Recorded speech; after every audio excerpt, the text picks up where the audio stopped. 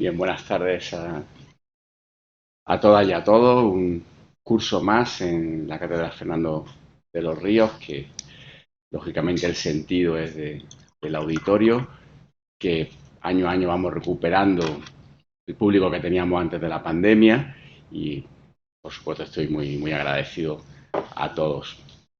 Este año, el primer trimestre hasta febrero, va a estar dedicado va a estar dedicado al ciclo de Europa que atraviesa todas las cátedras, ¿no? En coincidencia con la presidencia europea del Consejo y el hecho de que aquí se celebrase la cumbre. Nosotros en la cátedra hemos previsto 3 actividades y la primera, abriendo nuestra participación en este ciclo, la verdad que tenemos el honor de que Yolanda Gómez haya aceptado inmediatamente, debo decir, la invitación que le tramitamos. Yolanda Gómez es catedrática de Derecho Constitucional de la Universidad de Educación a Distancia y hasta hace muy poco era directora del Centro de Estudios Políticos y Constitucionales, seguramente uno de los destinos más relevantes para un constitucionalista. Pero está aquí porque es sobre todo una grandísima especialista de los problemas constitucionales en relación con la integración supranacional en sus distintos niveles. Y ella sugirió como tema en la hipótesis de un sistema único de derechos fundamentales en la Unión. Que lógicamente es un problema, como veremos ahora, con una dosis de complejidad, pero que también es un termómetro de hacia dónde va el derecho constitucional, no solamente en el proceso de integración, sino también en los Estados miembros. De sobra sabido que los derechos fundamentales, algo que no podíamos imaginar hace una década, se han convertido en un caballo de batalla para la propia Unión Europea en el esfuerzo, el intento de reconducir algunas actitudes políticas en ciertos Estados miembros. ¿Quién mejor para situarnos en las distintas variantes de este problema que Yolanda Gómez? Y te agradezco una vez más, Yolanda, tu presencia hoy aquí. Y nada más, te doy la palabra. Luego, al final, después de su intervención, pues habrá, como siempre, un rato para el debate. Pues buenas tardes y muchísimas gracias por la invitación, que a la segunda va la vencida en esta ocasión, porque tenía una invitación anterior hace justamente ya bastante tiempo, porque nos pilló la COVID y ya hubo que suspenderla, así que ahora ya encantada de volver a Granada, de reencontrarme con todos los compañeros y con todos ustedes que tan amablemente han venido a la sesión de hoy. Efectivamente, habíamos propuesto este título, es un poquito así provocador, ¿no?, hacia un sistema único de derechos fundamentales en Europa, para hacer un pequeño repaso de qué ha pasado en la Unión Europea durante décadas, desde el origen de la propia Unión Europea, para que hoy, en 2023, no haya un sistema único de derechos en toda Europa, que haya podido aglutinar a las dos grandes organizaciones internacionales de tutela de los derechos, la Unión Europea por un lado y el Consejo de Europa por otro, y que además hayan podido concurrir con la garantía, la tutela y la garantía de los derechos que se hace en los Estados nacionales. Es muy curioso, como van a ver a lo largo de este ratito que vamos a compartir, cómo cada vez que hay en el horizonte una posibilidad de reforma de los tratados o de ampliaciones de la Unión Europea, surge de nuevo el problema de los derechos fundamentales, porque las dos grandes corrientes en materia de derechos fundamentales que han ido alentando posiciones distintas desde la constitución de las comunidades en los años 50 hasta hoy, pues emergen y siguen presentes sobre todo en la Unión Europea y en el Consejo de Europa. Si recordamos algunos hitos, de aquí lo único que interesa es que sepamos o recordemos cómo nacen estas dos grandes organizaciones internacionales y cómo una de ellas está exclusivamente dedicada a la defensa de los derechos fundamentales, que es el Consejo de Europa, que aparece un poquito antes. Luego las grandes comunidades, las comunidades europeas, que al final van a concurrir en lo que hoy conocemos como Unión Europea, nacen un par de años después, van tomando cuerpo de naturaleza a lo largo de los años, pero tienen un fin clarísimo, y es un fin de carácter económico y comercial. Pero ya están ahí en germen las dos posiciones que se van a mantener por décadas. la posición de los que creen que efectivamente las comunidades, la hoy Unión Europea, va a tener que evolucionar para poder acoger también un sistema político en el que estén presentes los derechos fundamentales y su tutela, y los que creen que no debe ser así y que hay que remitirse a que ese trabajo lo haga ya el Consejo de Europa, que ya había nacido y tenía una cierta implantación. Lo cierto es que, de todas formas, en la Unión Europea siempre ha habido derechos fundamentales, pero han sido derechos fundamentales exclusivamente vinculados a los fines económicos que tenía la hoy Unión Europea. Por lo tanto, las 4 grandes libertades, como digo, vinculadas a esos fines económicos, y luego sí se incorporó de origen en los tratados, y con una evolución posterior que también señalaré enseguida, todo lo referente a la no discriminación por materia, sobre todo laboral, que luego se ha ido ampliando a la no discriminación en otros ámbitos. Eso también se ha ido incluyendo en la Unión Europea. Pero lo cierto, como digo, es que se ve claramente en el rastreo histórico que todos los reconocimientos iniciales de los derechos y los posteriores están encaminados a dar cobertura, a fortalecer los fines económicos de las comunidades en tiempos y de hoy la Unión Europea. Y otro dato histórico que también es muy, recurrente en la historia de la Unión Europea es cómo los 27, 28 o iniciales Estados miembros de la Unión Europea están integrados en el Consejo de Europa y mantienen unas relaciones desiguales con el resto de los países de la Unión Europea. Es decir, el número, sea cual sea, de los miembros de la Unión Europea se ha mantenido siempre con unos vínculos jurídicos, obviamente, cuando estaba en la Unión Europea, de una mayor intensidad, incluso en materia de derechos, cuando ni siquiera estaban reconocidos propiamente dentro de la Unión Europea. Lo que quiero decir es que el hecho de estar en la Unión Europea ya de alguna manera hace una cultura jurídica propia que se va viendo a través de los estados que, como digo, se integran en la Unión. El gran reto era ¿no? La articulación multinivel, ¿no? Entre una Constitución nacional que ya tutela derechos, un nivel internacional en sentido clásico, que es el del convenio, y un nivel supranacional, que es el que proviene de la Unión Europea, de los tratados, luego de la Carta y luego del derecho derivado. Y este es el gran reto que yo creo que todavía no se ha conseguido. Es verdad que hay algunos colegas que creen que sí, que ya prácticamente hay un sistema único de derechos en toda Europa, pero yo no lo veo en absoluto. ¿Ha habido intentos para dotar a la hoy Unión Europea de catálogos de derechos? Pues ha habido intentos constantemente. A lo largo de décadas ha habido intentos constantes para dotarla de un catálogo propio de derechos. Por lo tanto, estas dos corrientes de las que hablaba hace un momento se han visto claramente manifestadas en posiciones en distintos momentos, y unas veces pues han estado unos más avanzados y otros en otras ocasiones, ¿no? Ahí les cito algunos de los hitos. Quizá el más importante es el del año 79, estoy hablando de 4 décadas, o sea que ni más ni menos, porque ya se adoptó un memorándum sobre la adhesión de las comunidades europeas a la Convención, o sea, al Convenio Europeo, en el año 79, que no se logró, ninguno de estos hitos se logró, ¿no? Pero sí que es verdad que, como digo, ha habido siempre esta corriente para que la Unión Europea o bien se adhiriera al convenio o bien hiciera un catálogo.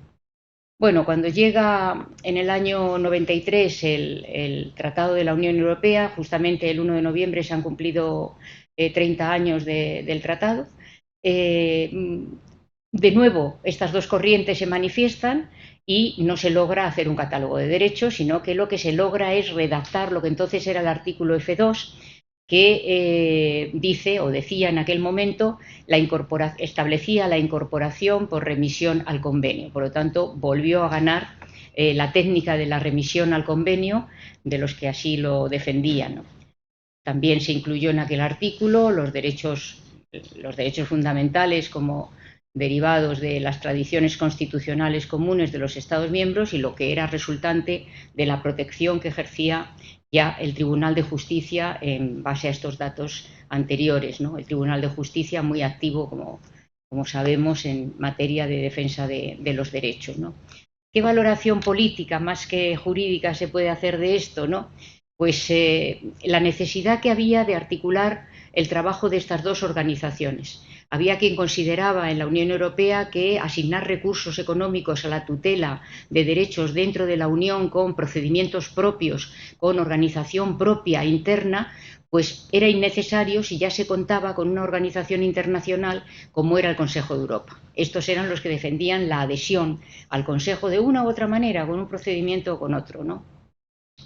Pero claro, por otro lado, también había quien decía que habría una colisión funcional entre las dos grandes organizaciones. Luego el Tribunal, en su dictamen 2/2013, lo pone de manifiesto, ¿no? Habría una posible pérdida de protagonismo del Consejo de Europa si la Unión Europea hacía un catálogo propio y, sobre todo, más que un catálogo propio, del estilo de la Carta, si establecía un procedimiento específico de garantía, por ejemplo, ante el Tribunal de Justicia, una vía propia de tutela de derechos ante el Tribunal de Justicia, que por aquellos años también se hablaba bastante de esto, y eso representaría sin duda pues una pérdida de protagonismo del Consejo de Europa. Así que el Consejo de Europa tampoco quería esta vía. Así que de estas dos posiciones, de estas dos grandes líneas que nos han llevado hasta la actualidad, ¿no? Una opinión favorable a que la Unión Europea se integre en el convenio y otra opinión que considera que la naturaleza, los fines, la propia posición de la Unión Europea dentro del concierto de organizaciones internacionales actualmente hace más aconsejable que ella asuma la tutela de los derechos dentro del derecho de la Unión Europea y que el Consejo de Europa siga haciendo una tutela homogénea por un número de países muy superior, 46 ahora después de que Rusia salió como consecuencia de la agresión a Ucrania. ¿Qué ha pasado en las reformas posteriores que vinieron de los tratados? Porque cada uno de los tratados, por eso decía antes que siempre que se ve en el horizonte una posible reforma de los tratados emerge de nuevo el problema de los derechos, porque cada tratado ha tocado algo, los derechos, ¿no? ¿Qué ha pasado en las reformas posteriores al Tratado de la Unión Europea?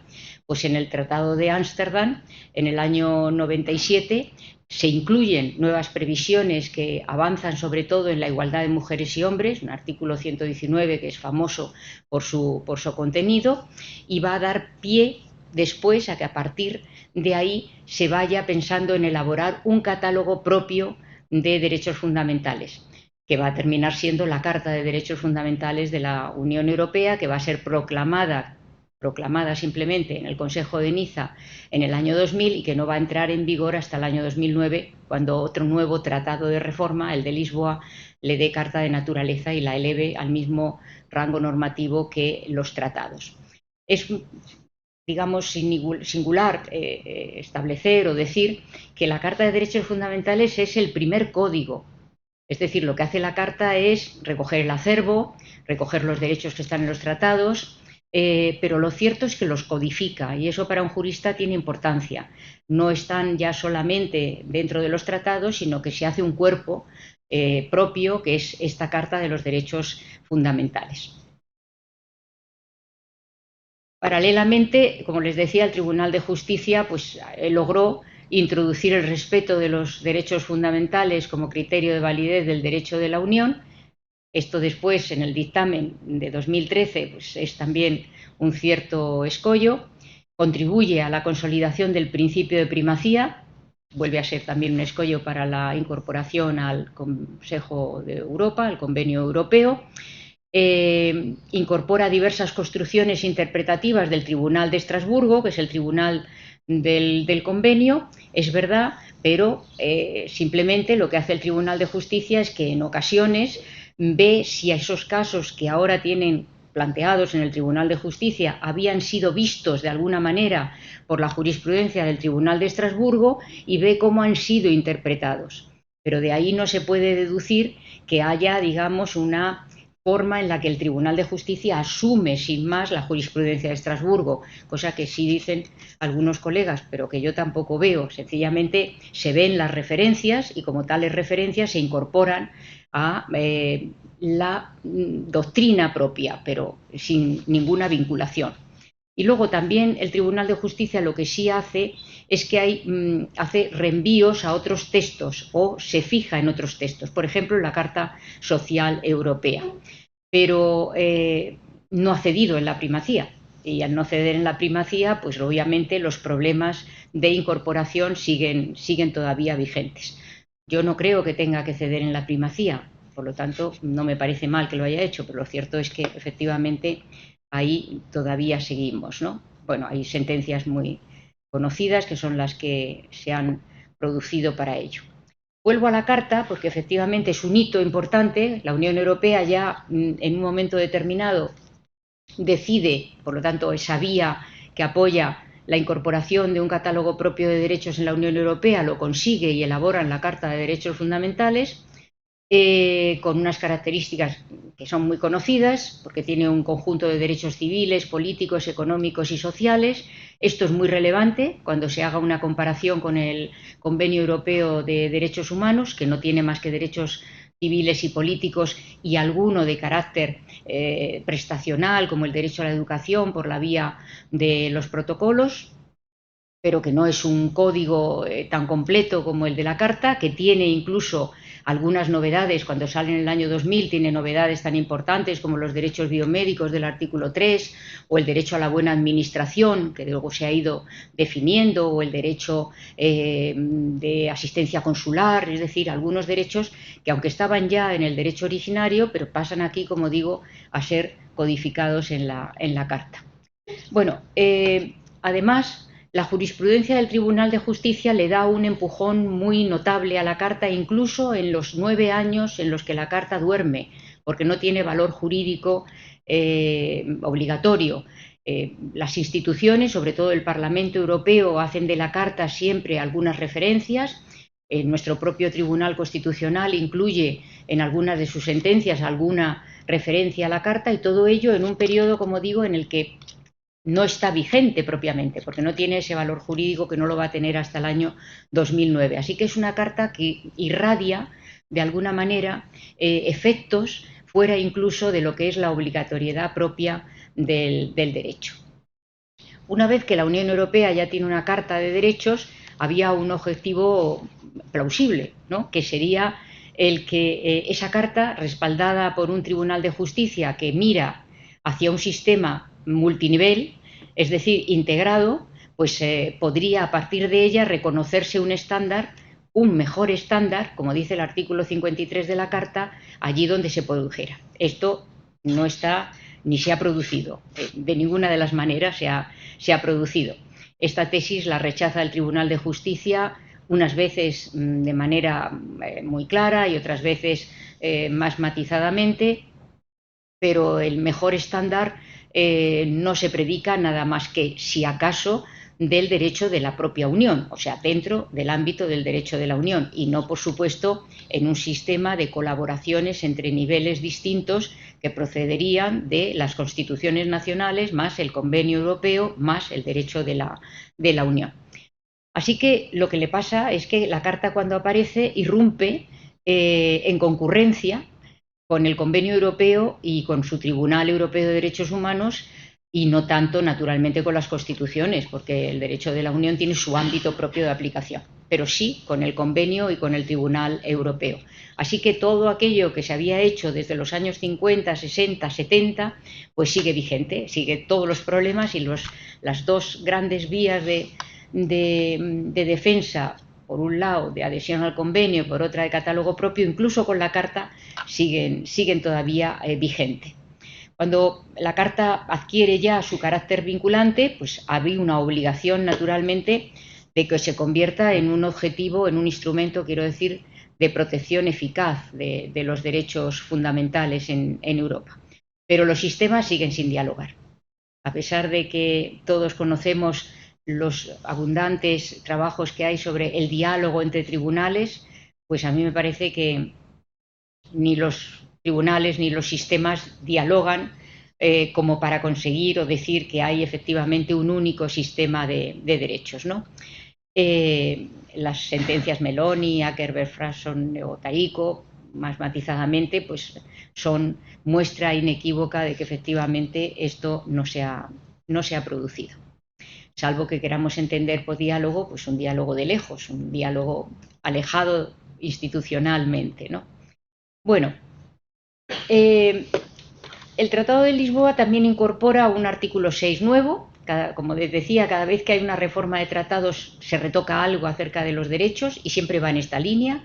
¿Qué hacer? Nos acercamos más al convenio, nos separamos más del convenio. Esto es una constante. Y luego se completa con el protocolo 6 sobre el apartado 2 del artículo 6 del tratado, que es el que ahora ya sí dice: la Unión Europea se incorporará al Convenio Europeo de Derechos Humanos. Es decir, es en Lisboa cuando efectivamente ya se pone una obligación. Y se pone una obligación sin fecha, pero imperativa. No hay una posibilidad de integrarse o no integrarse, sino que la Unión debe integrarse. Lo que pasa es que esa integración no tiene fecha. Y por lo tanto, desde 2009, que se aprobó el Tratado de Lisboa, hasta hoy, que son ya década y media, pues no se ha producido esa incorporación, aunque sí ha habido intentos para ello, alguno como un memorándum de incorporación que fue rechazado por el Tribunal de Justicia, como enseguida diré. ¿Qué interés político tiene el Consejo de Europa por integrar a la Unión Europea? Muchísimo. Al Consejo de Europa tiene un interés político de primer orden, ¿no? Ya en el año 2004 modifica el artículo 59 del convenio para permitir la integración. En el año 2004 no estaba la previsión del artículo 6 que acabo de citar. Y ya entonces el Consejo, el convenio, modifica ese artículo para permitir que bajo cualquier modificación que se pudiera hacer en los tratados se pudiera integrar la Unión Europea al convenio. ¿Por qué? ¿Qué conseguiría el convenio? Una hegemonía casi total en la tutela de los derechos en Europa. Se haría una garantía o una tutela de los derechos homogénea en los 47 en su momento, 46 estados, en los estados que en cada momento tenga el convenio. El estándar del convenio, el estándar que fije el Tribunal Europeo de Derechos Humanos, se aplicaría, como digo, a los 27 de la Unión y al restante. Por lo tanto, es verdad que ahí se procedería o se produciría una cierta nivelación o estandarización de la garantía de los derechos en muchos más países que los que están dentro de la Unión Europea. Pero aquí hay algunos problemas sobre los que no me puedo extender mucho, pero sí quiero apuntar, y después diré cuando voy a hacer una pequeña comparación de los sistemas. Lo cierto es que el Tribunal Europeo de Derechos Humanos, por su manera de trabajar, por la forma en la que aborda los casos y llega a la resolución de los mismos, incorpora algunas previsiones, por ejemplo, la apreciación del margen de discrecionalidad de los Estados, que es imposible que eso sea asumido por el Tribunal de Justicia de la Unión Europea y que además no ha trabajado jamás así. Es decir, que hay algunos aspectos procedimentales que son verdaderos escollos, ¿no? Luego, en el año 2010, ya el Comité de Ministros del Consejo de Europa, como el año 2009 fue el Tratado de Lisboa, y el artículo 6 se pone en marcha y efectivamente ya encargan a unos comisionados y al propio Comité Director para los Derechos del Hombre para trabajar junto con la Unión Europea y conseguir un memorándum de adhesión, ¿no? Que efectivamente se trabaja y se termina consiguiendo. Ese memorándum de adhesión es sometido al Tribunal de Justicia de la Unión Europea, que tenía que revisarlo, yo creo que muy convenientemente. Y el Tribunal de Justicia, en el dictamen 213 de diciembre de 2013, rechaza el proyecto y se manifiestan una serie de problemas técnicos, ¿no? El Tribunal de Justicia dice: no queda garantizada la supremacía del derecho de la Unión, hay problemas procedimentales y además la posición jurídica de la Unión Europea respecto del convenio es una posición jurídica no muy clara. Hay que tener en cuenta que hasta este momento en el que se hace este documento, el convenio, tenía solamente Estados miembros. A partir de la adhesión tendrá Estados miembros y una organización internacional. Esto no es fácil de casar con el convenio como está ahora mismo, a pesar de que el convenio, el memorándum de adhesión, era muy prolijo y muy detallista en todos estos. Entonces, al final, después del dictamen, ¿qué nos queda? Pues después del dictamen nos queda que tenemos una carta frente a un convenio. La Carta de Derechos Fundamentales de la Unión Europea frente al Convenio Europeo de Derechos Humanos. Bien, pues si vemos un poco qué es lo que sucede con estos, a partir de ahora, del 2019, cuatro años apenas, se vuelven a intensificar las negociaciones. Nos habíamos quedado con el dictamen del Tribunal de Justicia. Coincide que a partir del 19, pero sobre todo ahora, justamente con la presidencia española, con la reunión aquí en Granada, se habló de todo esto, la posibilidad de volver a acometer la reforma de los tratados y, naturalmente, otra vez se habló de la posibilidad, no, de la necesidad, según está el artículo 6, de incorporarse al Convenio Europeo de Derechos Humanos. En la carta del 31 de octubre del año 19, la presidencia, la vicepresidencia de la Comisión Europea y la Secretaría General del Consejo de Europa deciden retomar de nuevo las negociaciones. Y luego, desde 2012 hasta 2023, se han celebrado 19 reuniones entre la Unión Europea y el Consejo de Europa para la adhesión, que de momento pues seguimos en stand-by.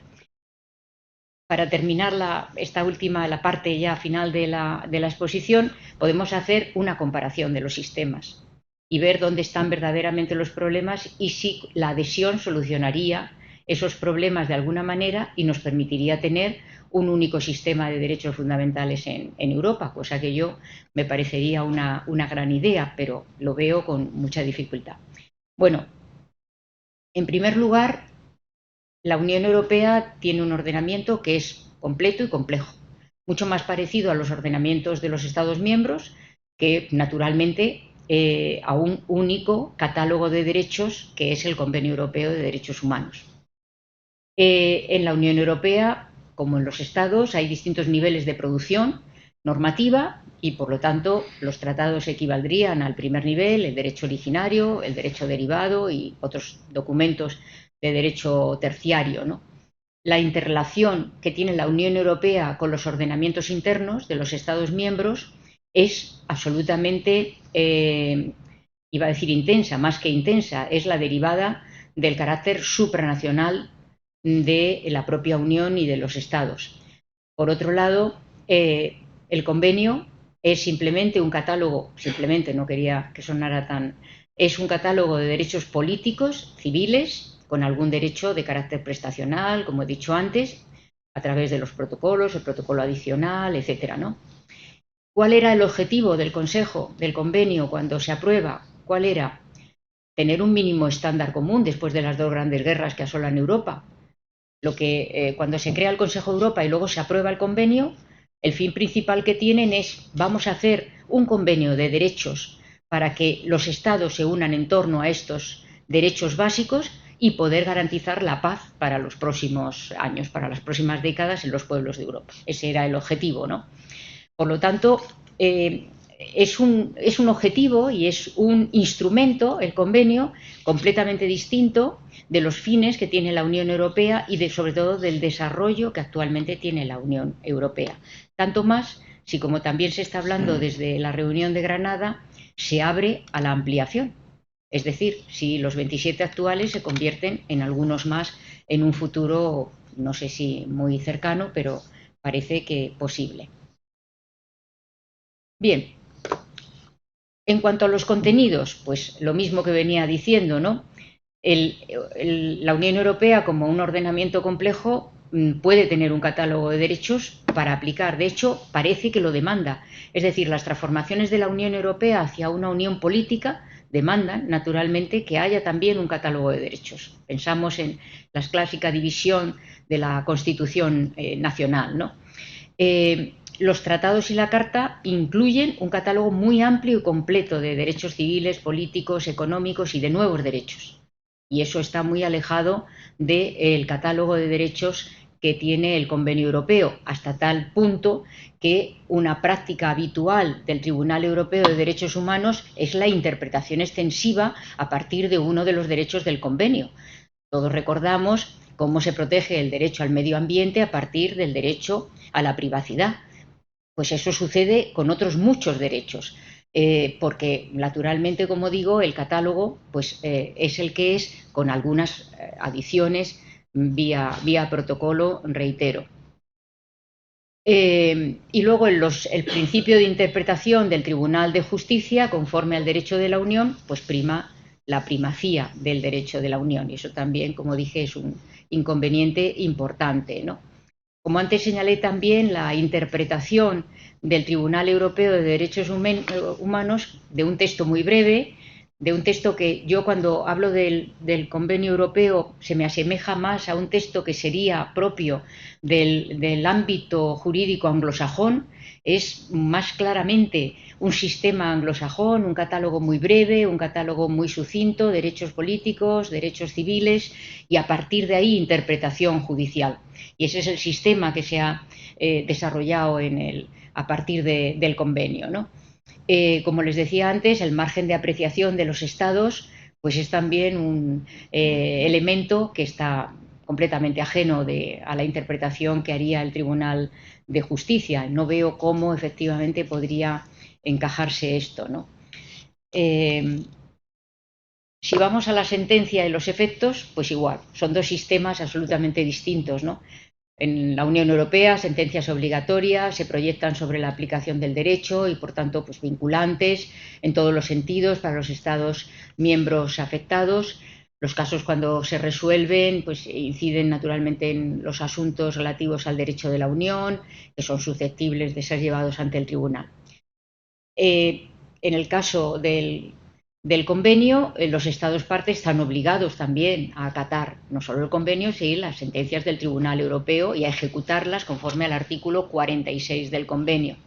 Aquí ha habido una evolución muy interesante, porque en un primer, o hace años, ya bastantes, más de 2 décadas, las formas de ejecución o las opciones de ejecución eran, voy a decir, más leves o más abiertas, ¿no?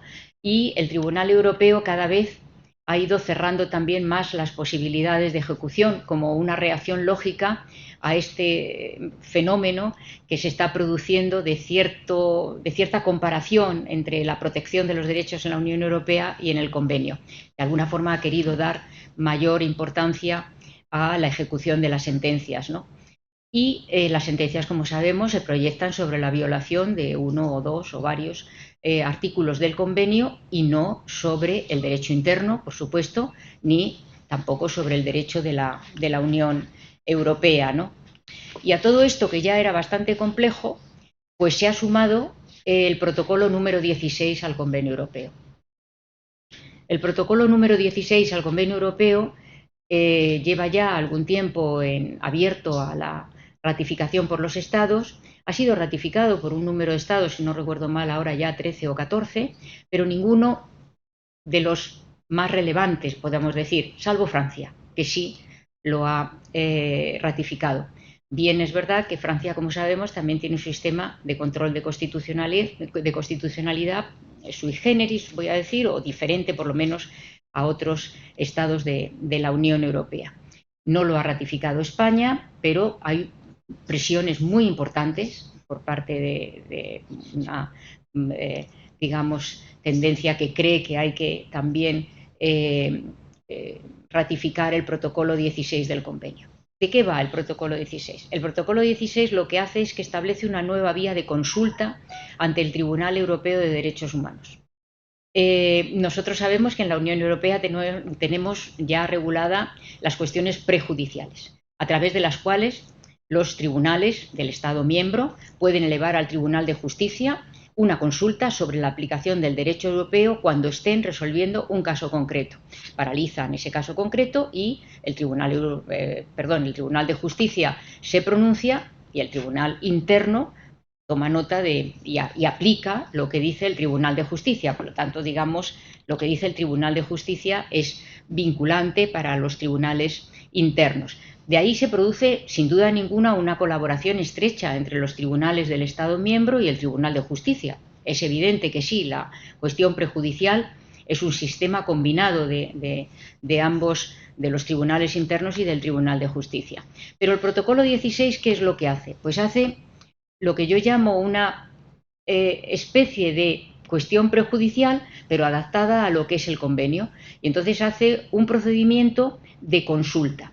El Tribunal Europeo de Derechos Humanos ya tenía un sistema de consulta, pero es otra cosa. El convenio tenía un sistema de consulta, pero ahora se crea un protocolo para que los consultantes sean los órganos jurisdiccionales superiores de los estados. No los estados, no cualquier instancia del estado como tal, sino que sean los órganos jurisdiccionales, con una similitud muy cercana a la cuestión prejudicial. No dice el protocolo quiénes son estos órganos jurisdiccionales superiores, sino que lo que dice es que cada Estado miembro del convenio dirá quiénes son sus órganos jurisdiccionales superiores. Si España se incorpora, pues obviamente sería el Tribunal Supremo, el Tribunal Constitucional y podría ser algún otro, los tribunales superiores de justicia de las comunidades autónomas. No dice, ya digo, el protocolo, y cada país, cuando suscribe el protocolo, pues lo que dice es quiénes son sus órganos jurisdiccionales, ¿no?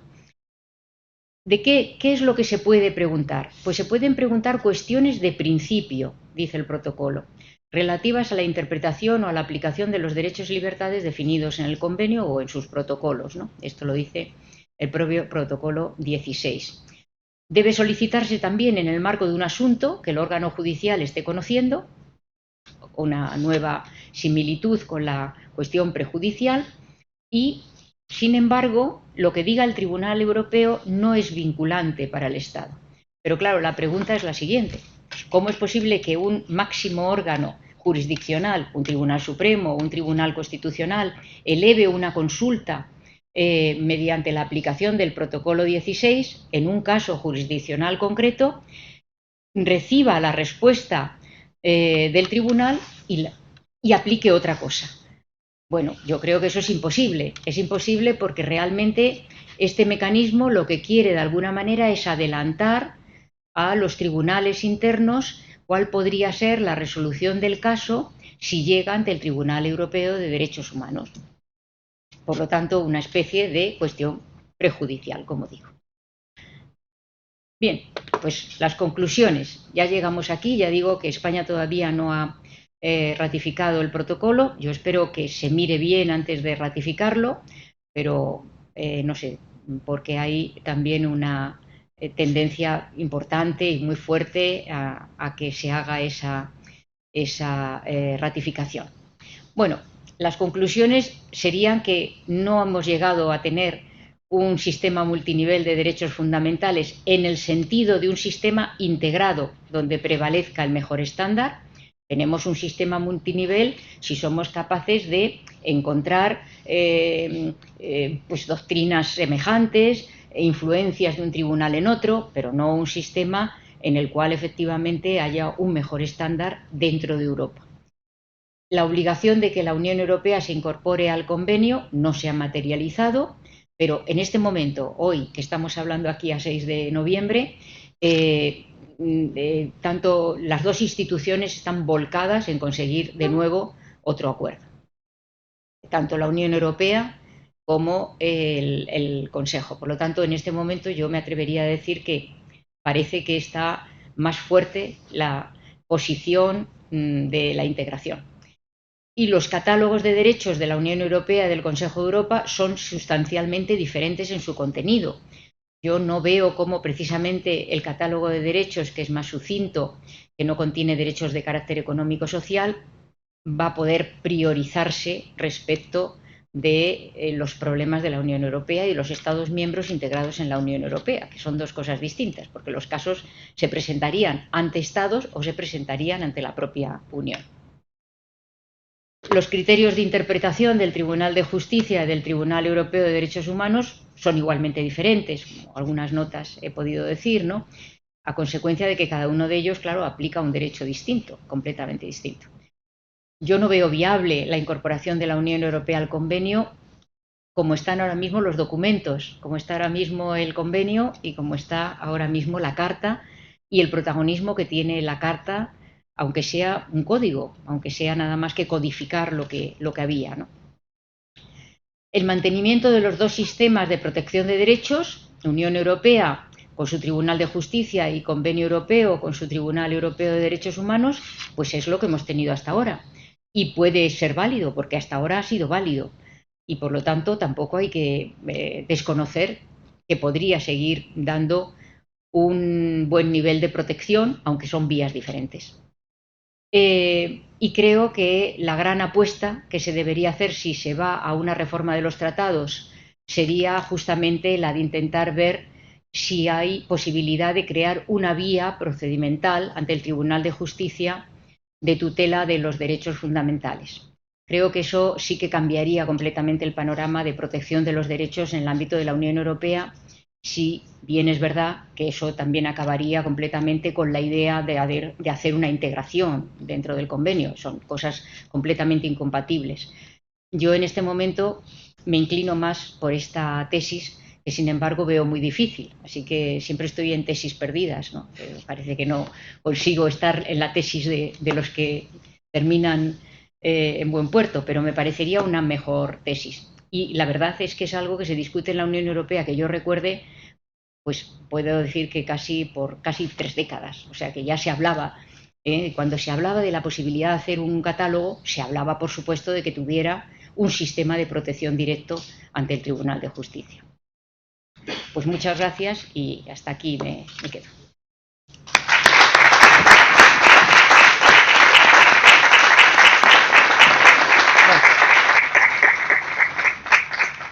Pues muchas gracias, Yolanda, por la exposición de los diversos problemas que se han producido en estos 50 años hasta llegarnos, ¿no?, con una línea casi de continuidad, ¿no?, emergiendo el problema siempre con un elemento común, aunque en diferentes formas. Entonces, si te parece, ahora vamos a escuchar qué tiene que decir el público, ¿no?, al respecto. Vuestro momento, vuestro turno. Aquí saben que mucha gente sabe de Europa y de derechos. Venga.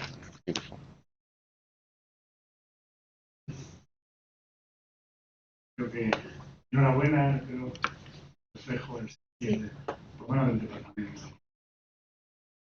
Evidentemente, toda Europa nace por una voluntad de que no haya una segunda guerra, una tercera guerra.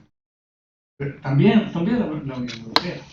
La Unión Europea, en el trasfondo, aunque se busca otra vía, la vía funcionalista, también lo que quiere es que no haya guerra. De que las dos organizaciones tienen el mismo fin. Una avanza de una manera, antes lo que avanza la Unión Europea y el Consejo, pues.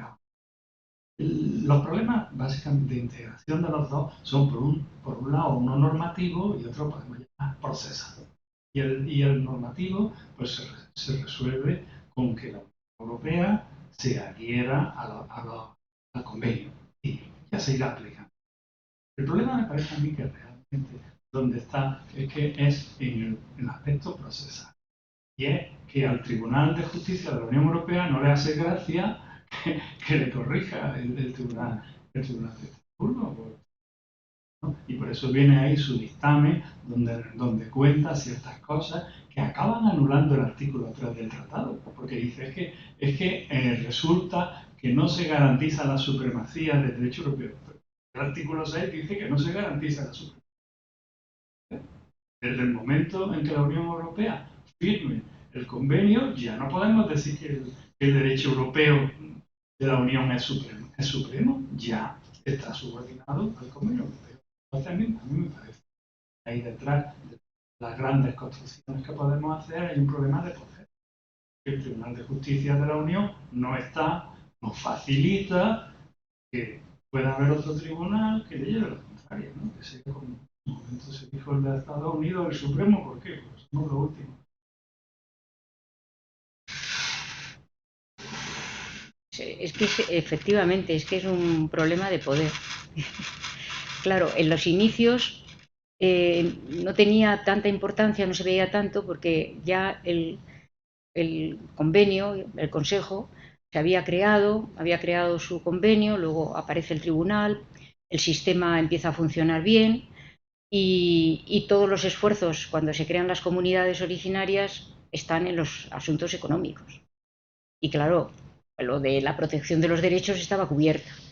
Pero la pregunta hoy es si podemos avanzar en la Unión Europea que nos estamos dando sin que la propia Unión Europea tenga su tutela propia de derechos. Esta es la pregunta que yo me hago. O sea que realmente ahora mismo con una Unión Europea, con la trascendencia política, como la estamos viendo protagonizar los asuntos como la COVID en su momento, la guerra de Ucrania, ahora la posición en la guerra de Gaza, un agente de esta importancia puede descansar en que todo lo que se refiere a la tutela de los derechos descanse en otra organización internacional. Esta es la pregunta que te lanzo a ti, ¿no? Porque efectivamente esta es mi pregunta, ¿no? Es decir, ¿es posible? Yo creo que no, yo creo que la Unión Europea tiene un futuro y tiene que seguir avanzando y ese avance pasa por tener su propio sistema. Pero ya digo que me parece que estoy en minoría. Claro, no. Diálogo. No, ¿puedo hablar otra vez? Sí, que no nos fuera el pesimismo, ¿eh? Que es verdad que la Unión no tiene un recurso de amparo, pero también es verdad que por la vía de la cuestión de prejudicial, en España han cambiado los derechos de una manera brutal. Por ejemplo, imaginémoslo en los desahucios. Todas las garantías de los desahucios han venido gracias a una cuestión prejudicial que presentó un juez catalán y el tribunal dijo, oiga, su ley viola claramente el derecho de la Unión. O sea que estamos mal, sí, pero mejoramos gracias a la justicia. Claro, pero es que ahora tenemos el protocolo 16. Si lo ratificamos y llega un caso a los tribunales, ese tribunal, si llega a uno de los altos que diga España, que son los que pueden ir al tribunal de Estrasburgo, cuando llega un caso, ese tribunal, ¿qué va a poder? Poner la prejudicial o irse al protocolo 16. Entonces, el resultado judicial interno va a ser distinto, porque cuando reciba la resolución que le dé Estrasburgo, no es vinculante, entre comillas. Si pone la prejudicial, es vinculante. Es decir, la resolución que tenga que hacer es distinta. Yo creo que eso, es decir, a mí me parece que el protocolo 16, si se ratifica, va a volver a incrementar los problemas dentro de los estados. Porque claro, a ver cómo haces eso. Y cuando tú interpongas también después, cuando esté la Unión Europea, si se llega a incorporar al convenio, haya un asunto de violación de derechos, acude un particular, acude un Estado, interpone ante el convenio, ante el tribunal, una demanda, ante quién ha violado, porque el caso puede ser que viole uno de los artículos del convenio y al mismo tiempo esté violando uno de los artículos del derecho de la Unión Europea. Y entonces, esa violación del derecho de la Unión Europea la va a resolver Estrasburgo. Lo veo difícil, ¿eh? O sea, lo veo procedimentalmente difícil. Enrique. Gracias. Yo también quiero agradecer la intervención que ha pasado revista realmente a toda la construcción europea, ¿no? Esos dos pilares que han puesto en marcha, que es el pilar económico y la fibra moral, podríamos llamar, ¿no? Cuando hablamos de los derechos. Y bueno, yo tenía un par de cuestiones que hacer. Una directamente en relación con lo que estabais diciendo. Hay un elemento también, me parece que es bastante la cuestión que tiene que ver con el hecho de que el Tribunal Europeo de Derechos Humanos en su composición, digamos, tiene unas singularidades específicas. Yo no veo a la Unión Europea dejándose penar por juez de San Marino, ¿cierto? Que lo tiene que reclutar fuera, porque eso, como todo el mundo sabe, no hay eso. Aparte de no haber un procedimiento específico que garantice el prestigio de esto. Claro, creo que ahí hay una cuestión de fondo que es bastante importante. Respecto de lo que tú decías, yo estoy completamente de acuerdo, pero sí, o sea, estaba como hacen las cosas. Es interesante, uno va llevando la suya paralela, yo voy llevando la mía paralela. Estaba dando cuenta de que yo siempre mantengo que hay determinados derechos que sí realmente responden a este marco único, ¿no? O sea, son un paradigma que es un continuum, ¿no? Creo que la igualdad funciona por ahí, la no discriminación, ¿no? A partir de digamos, de la integración entera de la doctrina del Tribunal de Justicia y del Tribunal Europeo de Derechos Humanos. Creo que funciona ahí también con ciertos problemas, pero que al final acabaremos resolviendo en un marco único la libertad de expresión, ¿no?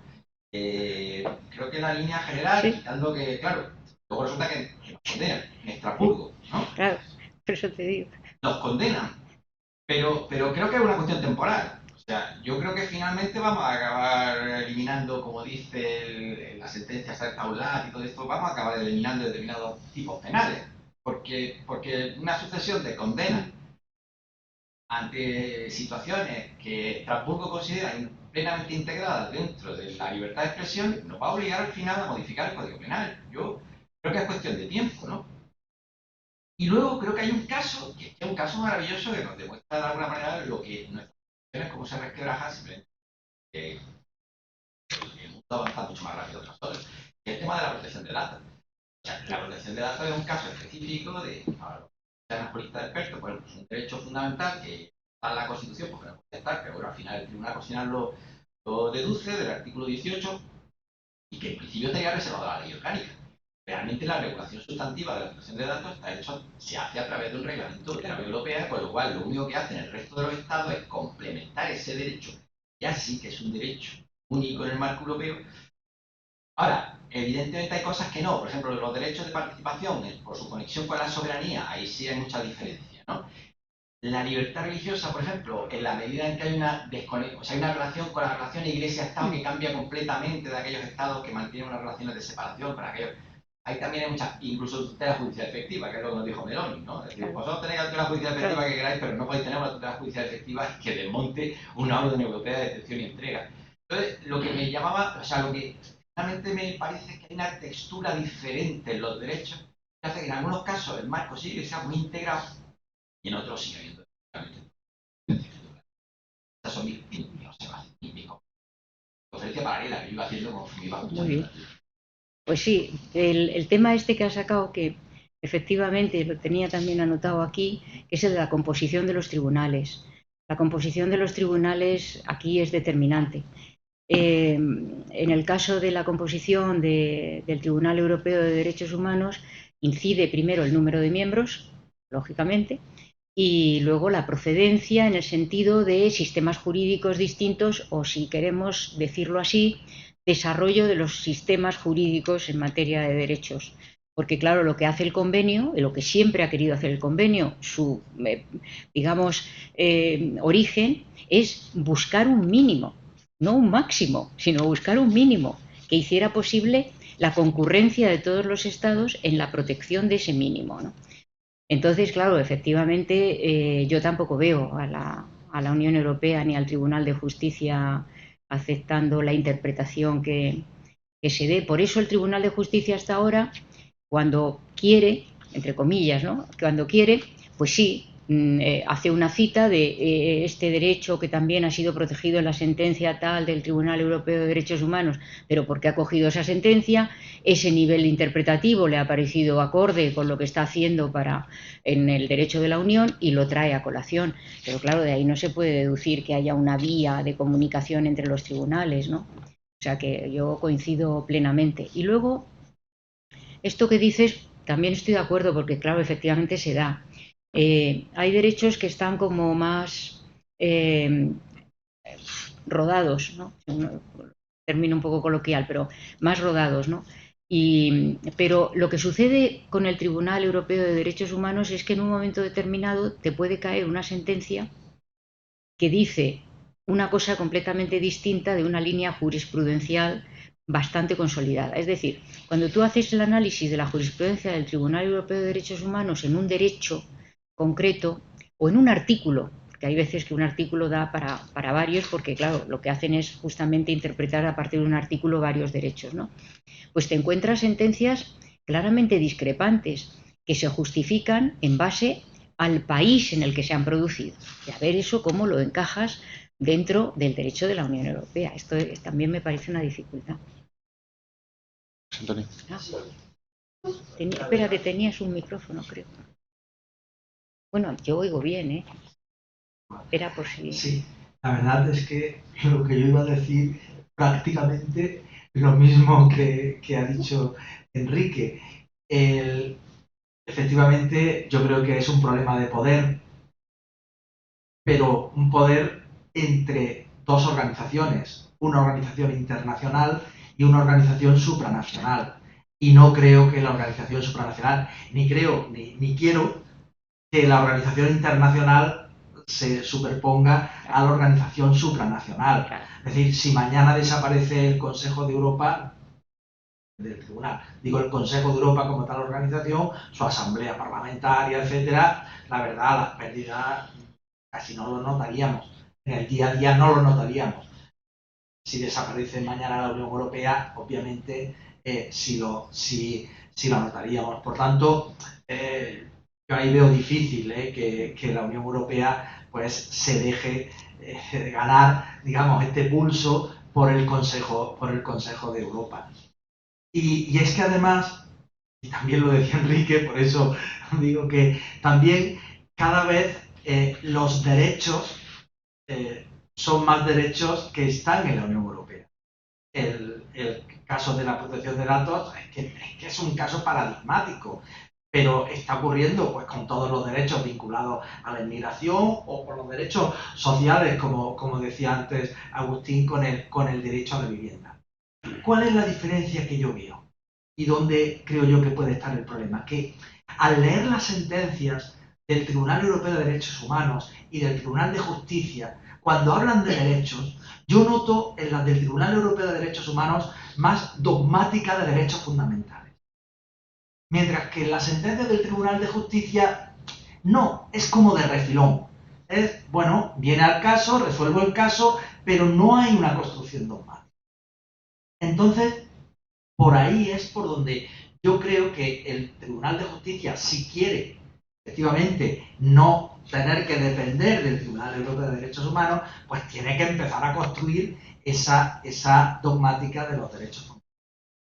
Claro, sin duda. Tiene que hacerse un hueco, porque si no se hace un hueco, efectivamente, el Tribunal Europeo, que lleva muchísimos años haciendo esto, pues efectivamente tiene una mayor dogmática. Yo, desde luego, en eso creo que efectivamente, y también considero que lo que sucede es esto, ¿no? Una de las cosas que dices también tendría un efecto, esto de los derechos que vemos que evolucionan y que en la Unión Europea cada día, digamos, nace un derecho, ya no, aunque no estén los tratados, pues por otras vías aparecen, ¿no? Si se integrara la Unión Europea en el convenio europeo, perdería la Unión Europea cierta capacidad de evolución sobre sus propios derechos. Eso también sería una cosa importantísima. Es decir, que es que sería tal la posición subordinada de la Unión Europea respecto del convenio, que como el convenio tiene muy poca capacidad para renovarse, hacer un protocolo para incorporar un nuevo derecho y poner de acuerdo a los 46, eso es una tarea ingente, ¿no? En cambio, claro, si se incorpora la Unión Europea al convenio, lo que sucedería es que la Unión Europea podría seguir sacando derechos, pero ¿cómo los iba a proteger si no estaban dentro del convenio? Esto también es de alguna manera se cercena la posibilidad de evolución en materia de derechos de la Unión Europea. Sí, ese también sería otro problema. Miguel. Bueno, lo primero me sumo a las felicitaciones. Creo que en media hora, 30 minutos, ha dado un repaso a la evolución del derecho europeo y los dos pilares impresionantes. Yo creo que mis alumnos del año pasado en Derechos Humanos hubieran disfrutado la intervención mucho más a veces que seguro que mis clases. Dos ideas. Yo a mis alumnos muchas veces, cuando hablo del Tribunal de Justicia, les pregunto por el edificio histórico que es el Plaza Nueva, que es la Real Chancillería. O sea, cuando vienen los Reyes Católicos, se traen Isabel, se trae su tribunal que estaba en Ciudad Real. ¿Por qué? Porque de esa manera garantizo mi derecho. Tengo mis tribunales porque garantizo mi derecho y por tanto garantizo mi. ¿Por qué hago esta comparación con el Tribunal de Justicia? Yo creo que el Tribunal de Justicia es un tribunal que garantiza el derecho de la Unión y garantiza el poder de la Unión frente a los Estados. No lo veo realmente un tribunal constitucional.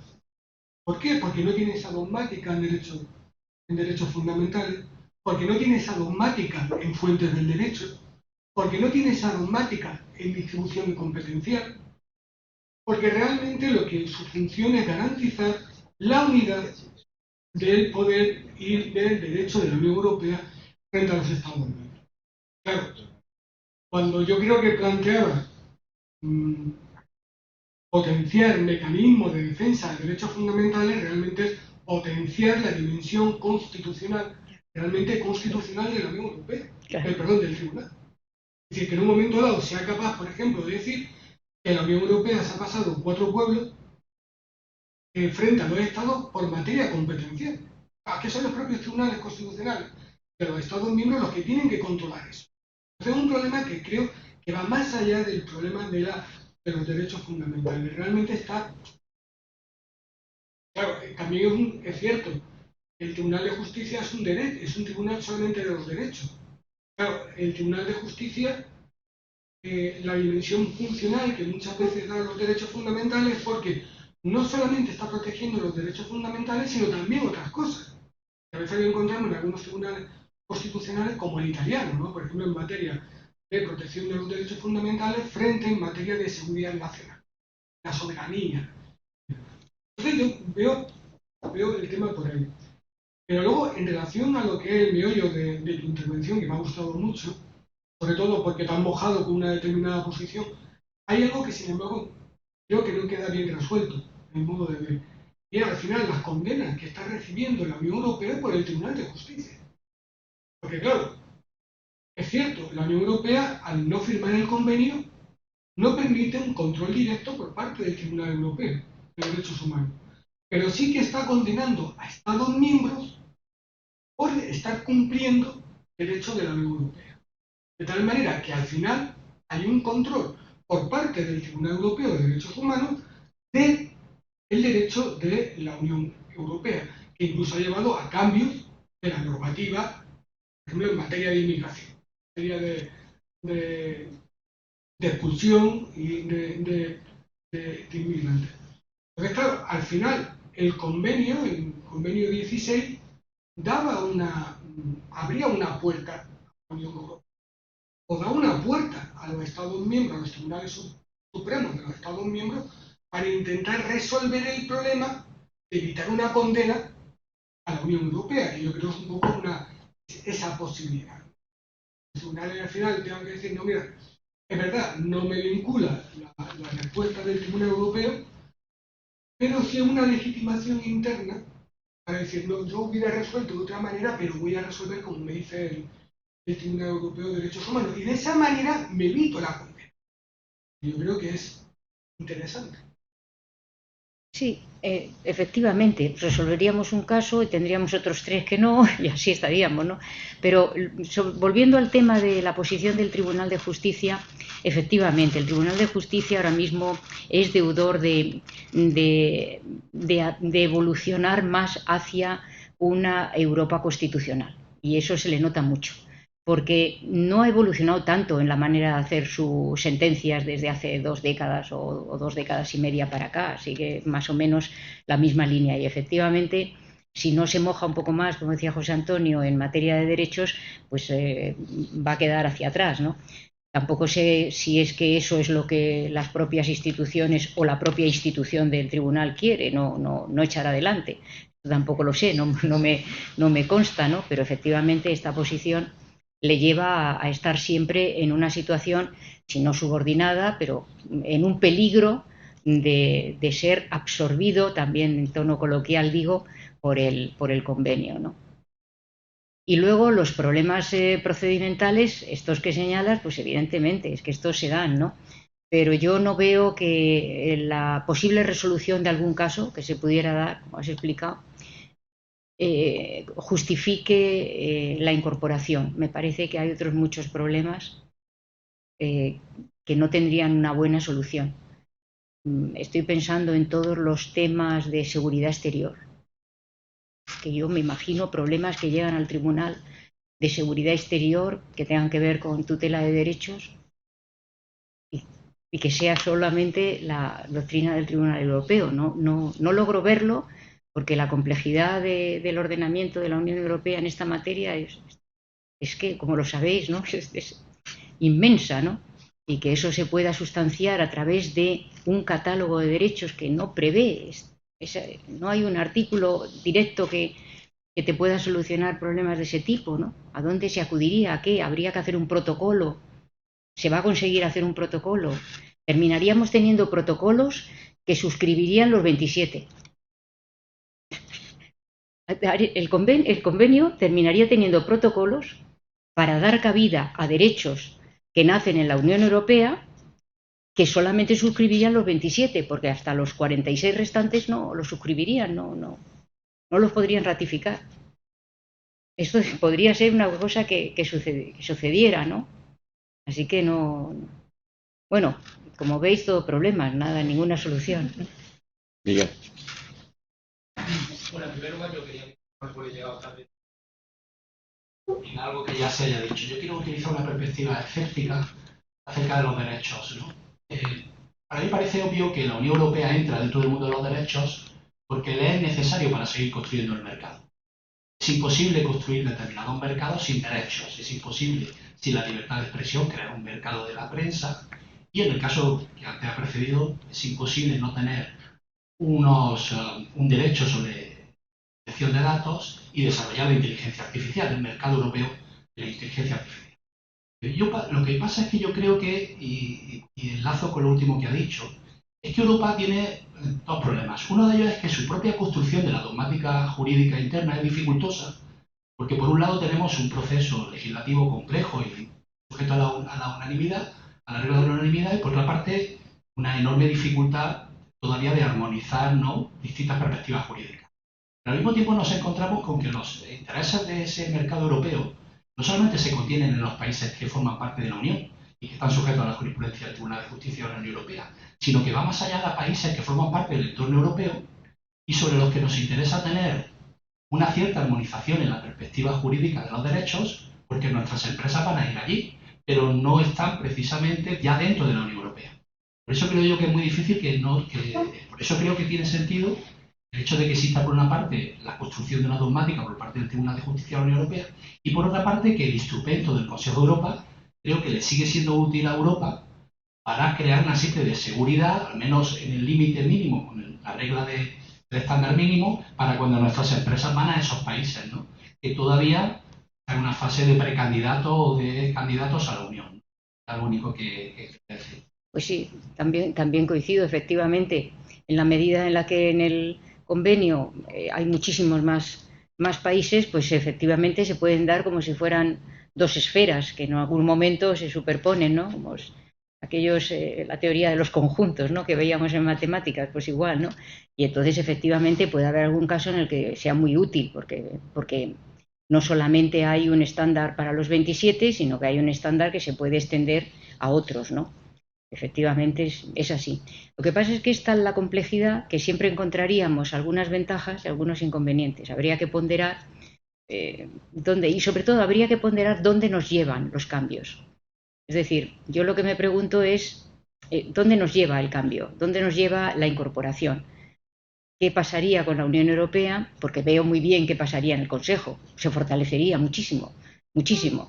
Naturalmente tendría más presupuesto, pediría más presupuesto y se fortalecería como institución internacional, eso es obvio.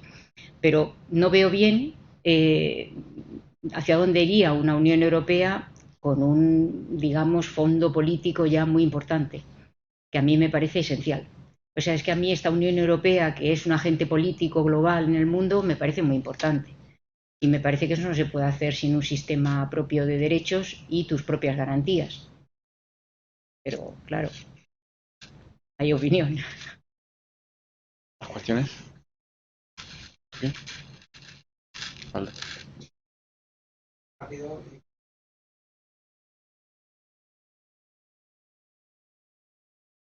Por bajar el nivel. También me he planteado alguna vez en este sentido, en cuanto a la última pregunta, ¿no? ¿Hasta qué punto la incorporación de la Unión Europea podría también conceder un cierto grado de estatalidad, incrementar el grado de estatalidad de la propia Unión Europea. Es decir, el análisis que estamos haciendo parte, evidentemente, del status quo que tiene hoy día los derechos fundamentales en la Unión Europea, la interpretación que se hace de los derechos fundamentales por el Tribunal de Justicia, en algunas ocasiones, más que de derechos fundamentales, parece que se utilizan otra cosa, son otra cosa, y que quizás la incorporación a una organización internacional que exclusivamente tiene la función de defensa de derechos fundamentales no implicara una necesaria reconsideración también de esos derechos en la Unión Europea, que, insisto, incidieran en esa estatalidad a que parece que todavía como organización supranacional no estamos dispuestos a abordar, ¿no? Simplemente por acotar o por propiciar otro planteamiento más allá de lo ya planteado. Muchas gracias. Efectivamente, si la Unión Europea se incorpora al convenio, se fortalece esa proyección de estatalidad que tendría la Unión Europea. Eso se podría solucionar mediante una relación estrecha con el convenio sin necesidad de que fuera integración, pero como el 6 dice se incorporará, se integrará, no cabe otra, porque yo me parecería muy adecuado que hubiera una vía de organización, qué sé yo, de colaboración con el convenio sin que se produjera la integración en los términos en los que está descrita en el artículo 6, que es lo que me parece que produce estas disfuncionalidades, ¿no? Una especie de, iba a decir Estado observador, no, pero sería organización observadora o algo así dentro del convenio, ¿no? Que establecieran unas relaciones mucho más estrechas, que los tribunales establecieran unas relaciones mucho más estrechas, que yo creo que a nivel de institución las tienen, porque tanto los tribunales de los Estados miembros como el Tribunal Europeo y el Tribunal de Justicia tienen reuniones periódicas, o sea que yo creo que eso está ya muy hecho, muy trabado, ¿no? Pero efectivamente sí, ganaríamos, digamos, con esa visión de la Unión Europea más como un Estado federal, ¿no? Llegaría un poco a la visión de un Estado federal llamado Unión Europea, pues igual, ahora igual volveríamos a los Estados Federados de Europa, el libro aquel de hace muchas décadas, ¿no? Pero sí, efectivamente.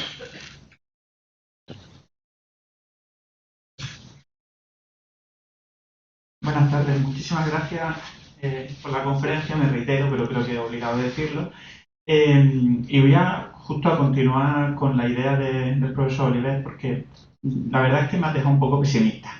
Estoy aquí un poco porque pensaba que antes de entrar aquí pensaba que la adhesión de la Unión Europea al convenio lo veía en un término positivo. Después de la conferencia, ya te digo, salgo mucho más escéptico, también siguiendo la línea argumental del profesor Arjona. Y en ese pesimismo, para no quedarnos ahí, creo que sin embargo tiene una solución. Y quería hacerte una pregunta polémica, ¿no? Porque creo que para salir del pesimismo, pues lo mejor es intentar otra vía totalmente diferente, porque veo cierto estancamiento, se ha manifestado, seguimos dándole vueltas. Y para salir de ese pesimismo, creo que lo mejor es que la Unión realmente se estatalice. En el sentido que decía el profesor Oliver, se estatalice y realmente, lo has dicho en tu conferencia, se incremente realmente los estándares de protección dentro de la Unión Europea. Hay que llegar a ese ideal de un recurso de amparo, ¿no? Podría ser u otra herramienta similar, y eso nos llevaría irremediablemente a una idea de cara al convenio. Y es que yo creo que sería incompatible la presencia entonces de la Unión Europea y de los 27. La polémica pregunta ¿dónde está? ¿Sería una solución que salieran los 27 Estados miembros y se quedara solo la Unión Europea? ¿Sería esa una posible solución que permitiría conjugar, por un lado, esa estatalidad de la Unión Europea, entender, como entendemos ya a nivel nacional, nuestra relación con el convenio, y además sabiendo una cosa, es que la Unión, yo creo que es algo que no podemos olvidar, ahora mismo tiene la carta más avanzada a nivel mundial en derecho. Entonces, tampoco podemos ir, también lo has dicho, ir para atrás entre el convenio, cortito, y la carta. Lo que hay que es forzar la carta, teniendo el convenio como ese símbolo que ha sido muy útil para el estándar de los derechos mínimos en Europa, ayudar a evitar esa tercera guerra mundial, todo eso que ya sabemos, pero tenemos que ir también hacia que la Unión se crea, que tiene una herramienta que es increíble, y no puede ser que por la propia idiosincrasia de la Unión pues estemos aquí parados, y sobre todo que esta posible adhesión frene precisamente la potencialidad de la propia Carta. Gracias. Pues es muy sugerente, la pregunta es muy sugerente. A bote pronto veo una dificultad, aunque la idea me parece, como digo, muy, muy bonita, pero veo la dificultad de que los estados actualmente tienen un ordenamiento complejo, una parte del cual es derecho de la Unión Europea y otra parte no. Entonces, si los sacas del Consejo, si los sacas del convenio, pues entonces, ¿qué pasa con la parte del ordenamiento del Estado que no es derecho de la Unión Europea? Veo ahí una dificultad. Yo creo que eso no se quedaría una parte sin protección internacional, y eso no creo que los Estados, bueno, el Consejo tampoco lo iba a consentir, creo, pero bueno, sobre todo el Consejo. Pero veo esa dificultad, ¿no? Tendría que ser, fíjate, claro, si la Unión Europea entra y es considerada como un único Estado, entre comillas, la integración, la complejidad interna territorial y de estatal es suya solo, pero claro, solamente podría recibir demandas del derecho de la Unión Europea. ¿Y qué pasa con los derechos internos que no son parte del derecho de la Unión Europea? ¿No podrían recibir demandas entonces esos por violación de derechos de una ley que no forma parte del derecho de la Unión aquí en España, en Italia, en Francia? Eso lo veo ahí más difícil de hacer, ¿no? Veo más dificultad. Pero vamos, hay que darle una vuelta a eso también. Bueno, llevamos cerca de hora y media. Bueno. Si alguien tiene una última intervención, podríamos, pero creo que ya se ha dicho mucho, no todo, ¿eh? Porque esta es una serie con la que le queda su capítulo final, que seguramente tendrá un final abierto, ¿no? Tendrá, sí, en todo caso. Pero bueno, está claro que el debate sigue estando muy vivo en su complejidad técnica, sí, pero también en su relevancia política, porque al final se ha visto que nos lleva desde los problemas técnicos procesales a la pregunta sobre qué es la Unión Europea, ¿no? ¿Y dónde va?